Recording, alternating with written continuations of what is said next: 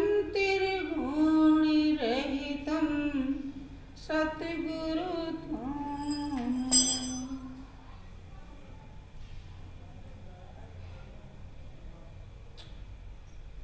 बोलिए प्रेम से श्री सद्गुरुदेव महाराज की जय। श्री सच्चिदानंद भगवान की जय।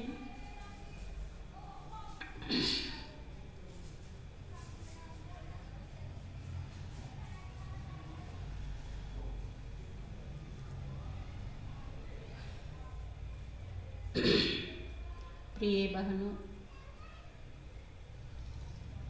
महाप्रभु की असीम दया दृष्टि से हम जीवों को सत्संग का अवसर मिला है। जिसे भी सत्संग की प्राप्ति हुई वही जीवन जीने की कला को सीख पाया है। हर चीज की कला होती है और जो कला में निपुण होता है उसको सारी दुनिया प्रशंसा करती, उसका यश गाती, बड़ाई करती और उसे खुद सुकून महसूस होता है कि हम किसी लायक हैं।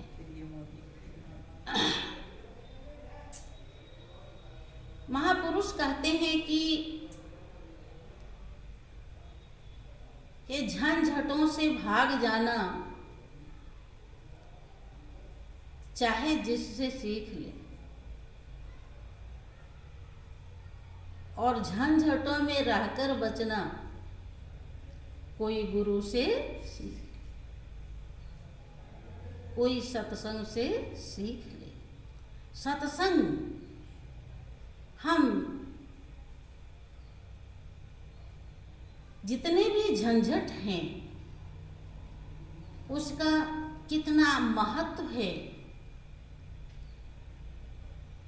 चुटकी भर देरी में सत्संग खत्म कर देता है, समाप्त कर देता है।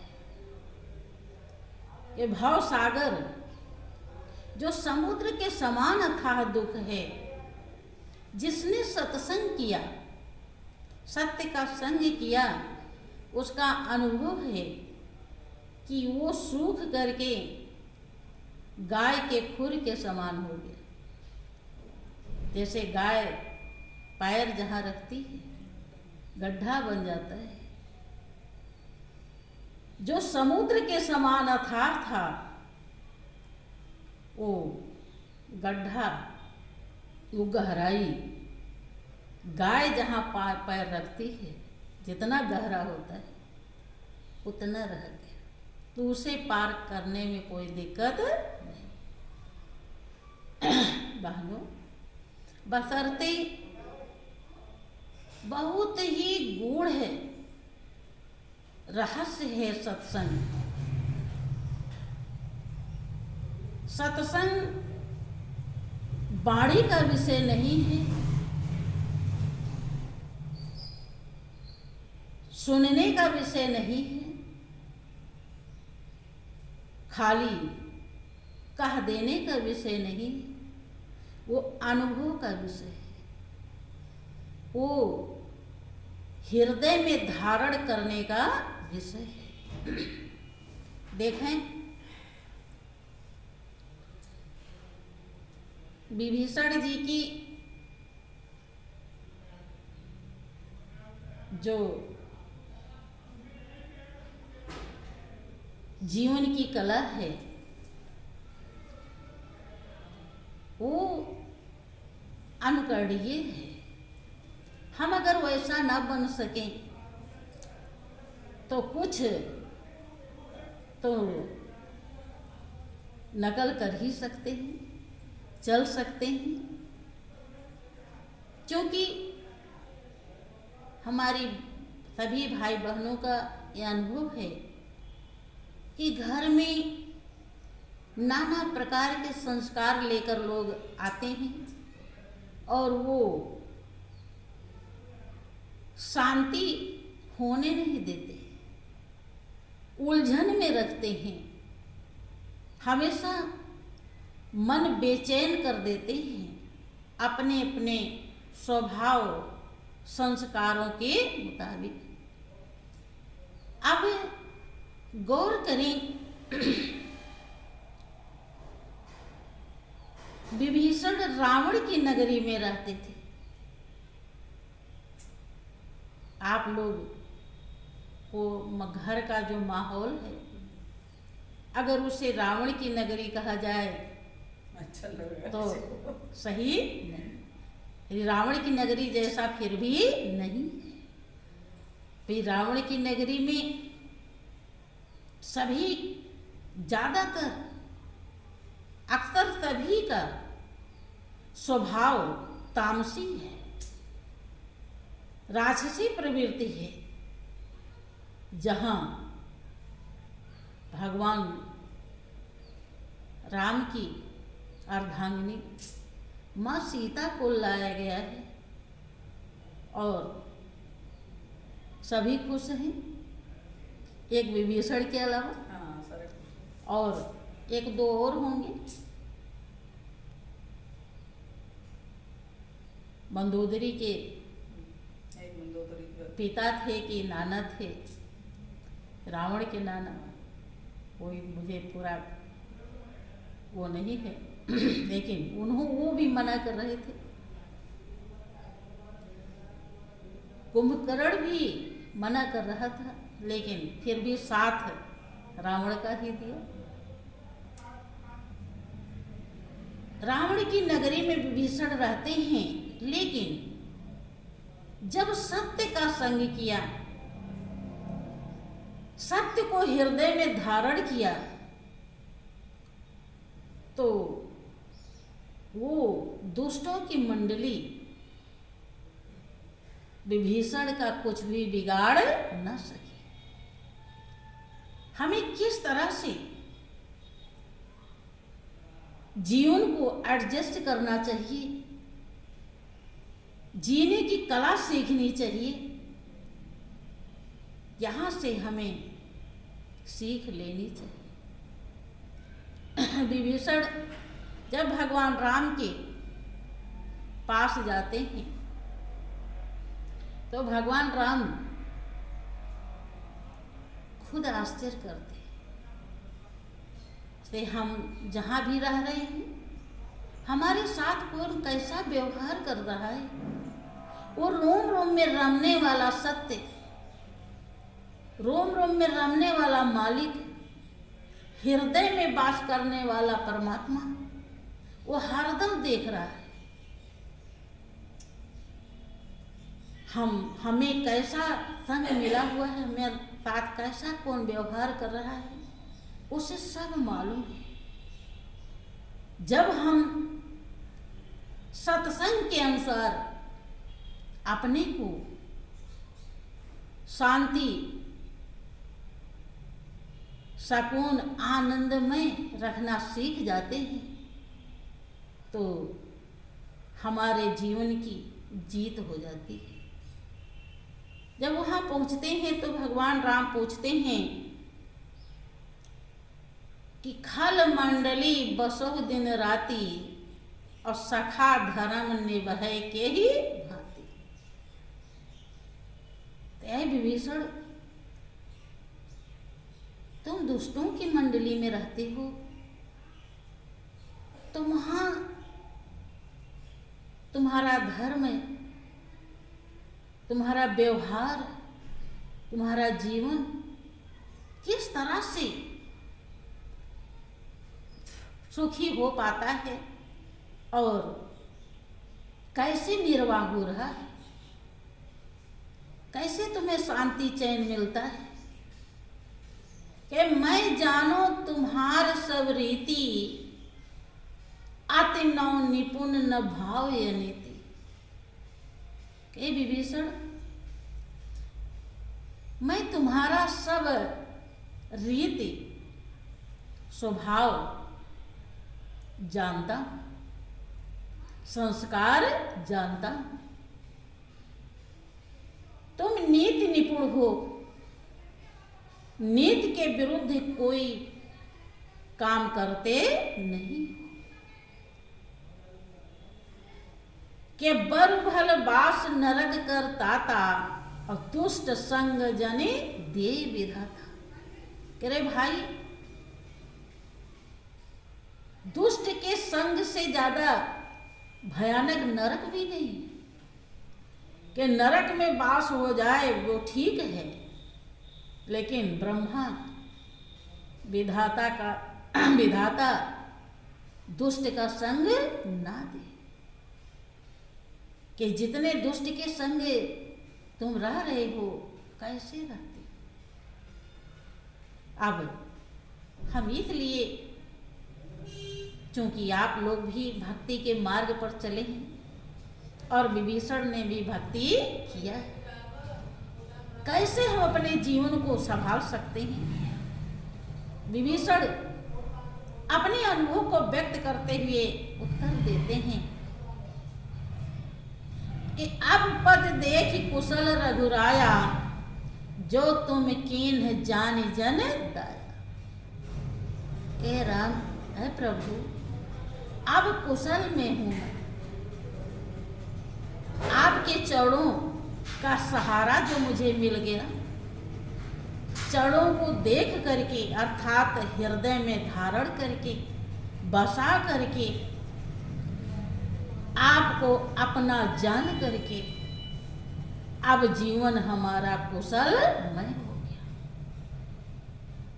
विभीषण अपने अनुभव को व्यक्त करते हैं कि तब लगी कुशल न जीव कहूं, सपने हूँ मन विश्राम, और जब लगी भजत न राम कहूं, शोक धाम तजिगाम। बता रहे हैं कि प्रभु तब लगे, किसी भी जीव को कुशल, संतुष्टि, सबसे बड़ी कुशलता है आत्मसंतुष्टि। जीवन मनुष्य की जिंदगी पाकर के अगर आत्मसंतुष्टि नहीं हुई तो ये जीवन पाने का कोई मतलब नहीं हुआ। ये जीवन बेकार बताया जाता है। कह रहे हैं कि प्रभु अपना अनुभव बता रहे हैं कि तब लगी, किसी भी जीव को कुशलता नहीं, संतुष्टि नहीं मिल सकती, और स्वप्न में भी उसे विश्राम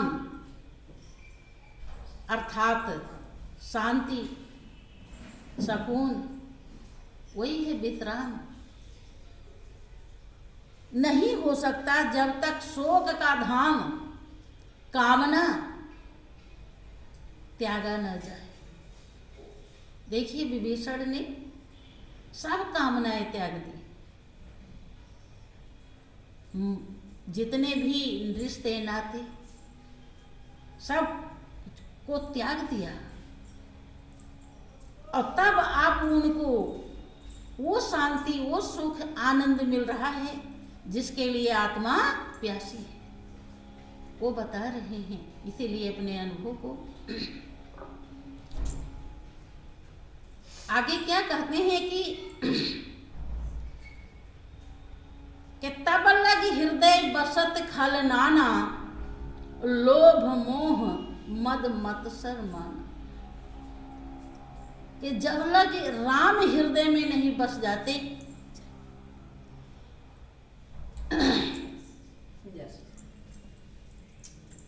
राम के चरणों से प्रेम नहीं हो जाता,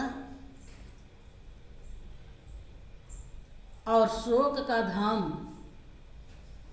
कामना जो है वो हृदय से निकल नहीं जाती, तब लग हृदय में क्या बसता है? नाना प्रकार के खल, विकार बसते हैं, लोभ, मोह, डाह, अहंकार, ये पांचों विकार तब लग हावी रहते हैं कि जब लग उर न बसत रघुनाथा और धरे चाप कटिक तायक भाथा। कि जब लग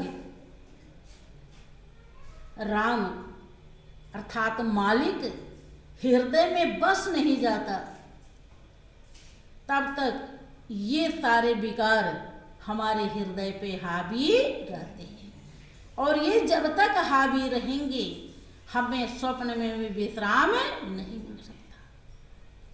आगे क्या समझाते हैं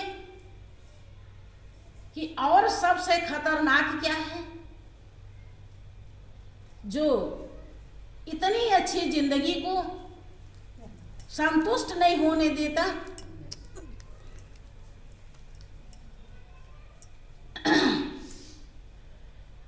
वो क्या है कि ममता तरुण तमी अधियारी और राग द्वेष उलूक सुखकारी। तब लग जीव बसत मन माही और जब लग प्रभु प्रताप रवि नाही। विभीषण जी कहते हैं कि ममता तरुण तमी अधियारी,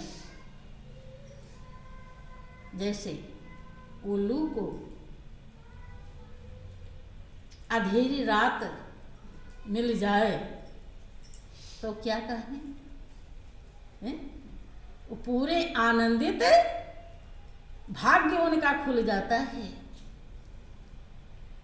ऐसे ही जब तक हमारे हृदय में ममता रहती है, ये मेरा, ये मेरा, ये मेरा, तब तक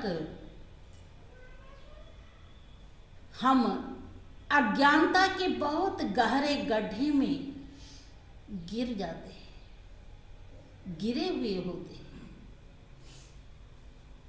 कि ममता तरुण तमी अधियारी, ममता पूर्ण अंधेरी रात है, और जब ममता रहती है तब हमारे अंदर राग द्वेष होता है। ममता के कारण ही तो हम झूठ कपट करते हैं। इसकी गलती नहीं, उसकी गलती है, ये अच्छा नहीं, वो अच्छा है, ममता के कारण ही करते हैं। यही राग द्वेष बनाता है। राग द्वेष की तुलना उल्लू से की गई है। जिसके लिए हम राग द्वेष कर रहे हैं, राग द्वेष का जो प्रभाव है पाप, वो तो पाप की गठरी हमारे लिए बंध जाती है, और जिसके लिए राग द्वेष कर रहे हैं वो कभी अपना होता नहीं। दोनों तरफ से हम मारे जाते हैं अज्ञानता के कारण। जब तक प्रभु हृदय में बसते नहीं, और प्रभु तभी हृदय में बसते हैं जब ज्ञान होता है, भाव होता है, प्रेम होता है। वही भाव प्रेम जब पैदा हुआ विभीषण के अंदर, जहाँ रावण की नगरी में रहते थे, सोने की नगरी में, वो संतुष्टि, वो सुख नहीं मिल पाया जो आज प्रभु के चरणों में उन्हें मिल रहा है। कह रहे हैं कि तब लग जीव बसत मन माही, जब लगी प्रभु प्रताप रवि नाही। ये राग द्वेष तब तक मन में बसता है जब प्रभु प्रताप, प्रभु की कृपा और दया रूपी सूरज नहीं मिल जाते, कि सूरज के निकलते ही अंधेरा अर्थात ज्ञान होते ही अज्ञानता का नाश हो जाता है। अब ज्ञान कैसे होता है? आप हमेशा सुनते हैं कि जब हनुमान जी पहुंचते हैं और हनुमान जी ही इशारा करते हैं कि, क्योंकि वो विभीषण बताते हैं कि जैसे दांतों के बीच में जीभ रहती है ऐसे मैं रहता हूं, तो हनुमान जी समझाते हैं कि जीभ को भी कभी कमजोर मत समझना। जीभ अगर अपना ताकत पहचान ले, अर्थात किसी को भी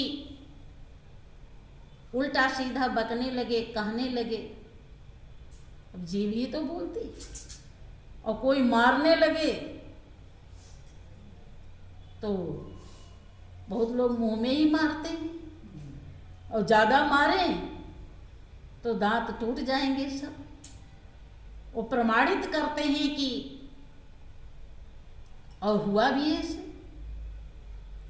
जीभ विभीषण हैं और दांत रावण के सब योद्धा सब टूट के जमीन पर गिर गए, अर्थात सब, और जीभ का कुछ नहीं बिगड़ा। कहने का अर्थ ये है कि बहनों, सत्संग ही एक ऐसा जरिया है जिसके द्वारा हम इस संसार में, जिसे सत्संग किया कबीर ने, उन्होंने इस के झीनी झीनी रे चदरिया झीनी, कि जैसे परमात्मा ने दिया था जितना निर्मल, उतने निर्मल वापस कर दिया कबीर ने। और लोग कितना दाग लगा करके, मेरी चुनरी में पड़ गयो दाग पिया। जो चुनरी में जब से पैदा हुए हैं, जब तक चले नहीं जाते, तब तक रात दिन इसमें दाग ही लगता है। बहनों, जब तक श्रद्धा, प्रेम, लगन, विश्वास का साबुन पानी नहीं मिलता, तब तक ये दाग छूटते नहीं।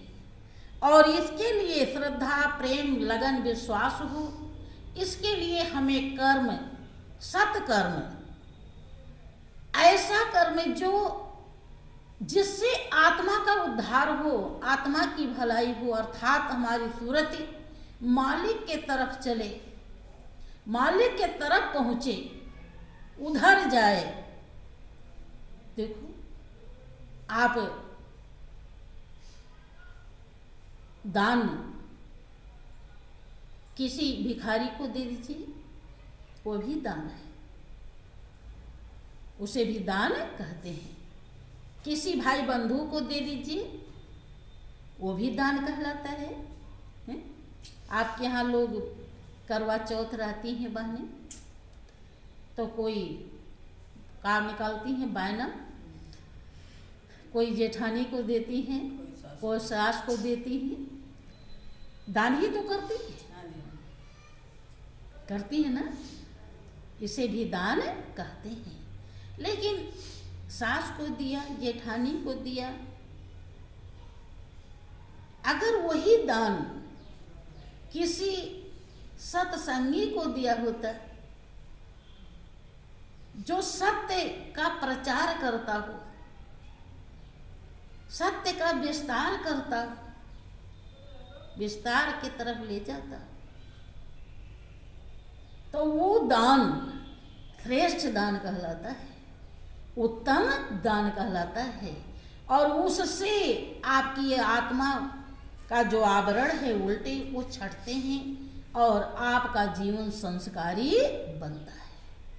संस्कार, सुंदर संस्कार ही हमारा उल्टा होता है तो हम उल्टे हो जाते हैं। बिना संस्कार के हम सत्कर्म, सत्भाव, सत श्रद्धा हमारे हृदय में पैदा नहीं,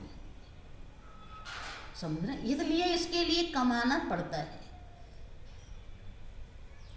जो भी हमसे बने हमें ध्यान, सुमिरन, सत्संग, भजन, सेवा में कभी भी चूकना नहीं चाहिए कि कौन से कर्म से क्या अच्छाई बन जाएगी जो हमें वहाँ पहुँचा देगी जहाँ हमें पहुँचना है।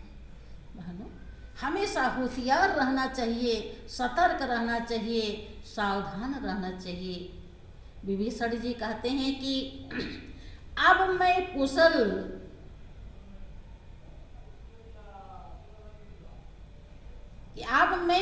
में हूँ। क्यों? कि देख राम पद कमल तुम्हारे, अब मैं कुशल मिटे भय भारे, और देख राम पद कमल तुम्हारे।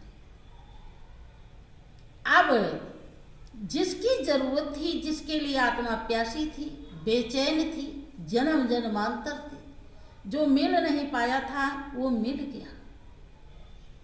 अब भय भारे, जो काल कराल का भय था, जन्म मृत्यु का भय था, वो सब दूर हो गया। कहते हैं कि हे प्रभु, जिसके ऊपर आप अनुकूल हैं, कि ताहि न व्याप त्रिविध भवशूला, जा पर कृपाल तुम्हें अनुकूला, और ताहि न व्याप त्रिविध भवशूला। ये कृपालु दयालु प्रभु, जिसके लिए आप अनुकूल हैं, उसके ऊपर त्रिविध भवशूल वो कभी प्रभावित नहीं कर सकता।